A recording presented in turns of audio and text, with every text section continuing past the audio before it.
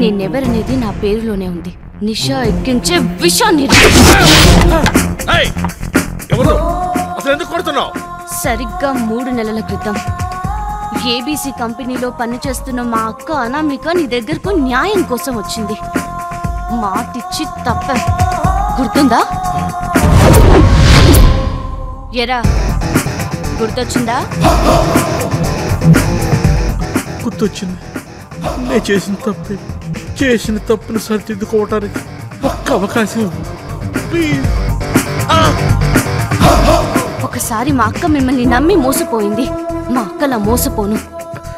లాయర్ని చంపటం తప్పని తెలుసా? తప్ప? నీ కారణంగా మా అక్క చెల్లెలు 2 చనిపోయారు. అది నీకు తప్పుగా అనిపించట్లేదా?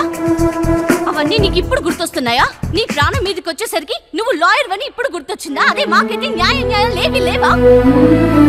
న్యాయం చెప్పాల్సిన మీరే సాక్ష్యాల్ని తారుమారు చేస్తుంటే సామాన్యుడికి న్యాయం ఎక్కడ దొరుకుతుంది? ముద్దాయి చేత భగవద్గీత మీద ప్రమాణం చేయిస్తారు. నిజానికి నీలాంటి వాళ్ళ చేత భగవద్గీత మీద ప్రమాణం చేయించాలి.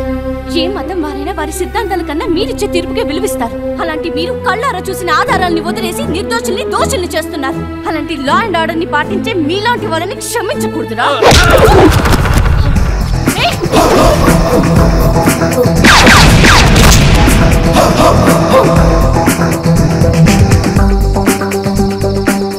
శిక్ష